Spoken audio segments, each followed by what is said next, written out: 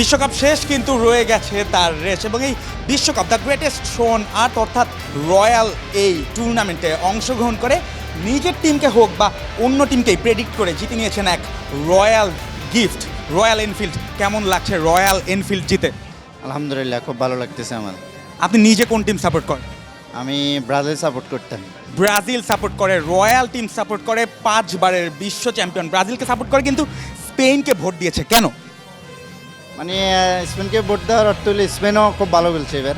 মানে প্রথম থেকে স্পেনের দ্বিতীয় সাপোর্ট ছিলাম আমি স্পেনের আর কি। তো এই যেহেতু ব্রাজিল আমার প্রথমে সাপোর্ট ছিল, ব্রাজিল এই খেলাটা এবার একটু দুর্বল ছিল, এই কারণে আপনার স্পেনটা আমি দ্বিতীয় চয়েস হিসেবে নিছি আর কি। মানে এটাকে একবারে ফাইনালের আগেই আপনি বুঝতে পেরেছিলেন যে স্পেন জিত?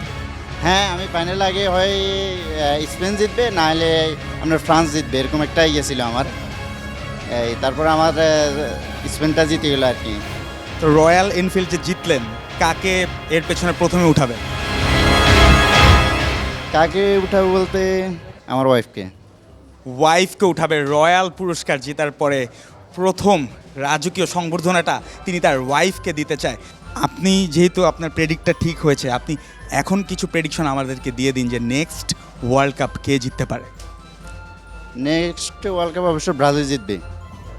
ব্রাজিল জিতবে, অর্থাৎ হেক্সা পূরণ হবে রয়্যাল পুরস্কার পাওয়ার পরে। ব্রাজিল এই সমর্থকের প্রত্যাশা যে 2030 সালে তার দল হেক্সা জিতবে এবং ওইবারও কি আপনি ব্রাজিলকে সাপোর্ট করে কিছু একটা জিতে নেওয়ার চিন্তা ভাবনা করছেন? হ্যাঁ, অবশ্যই আমি রবি অ্যাপস থেকে আমি ওইটা নেওয়ার চেষ্টা করবো। যদি তারা এরকম কোনো অফার দেয় তাহলে আমি ওইটাই সাপোর্ট করবো, ব্রাজিলে।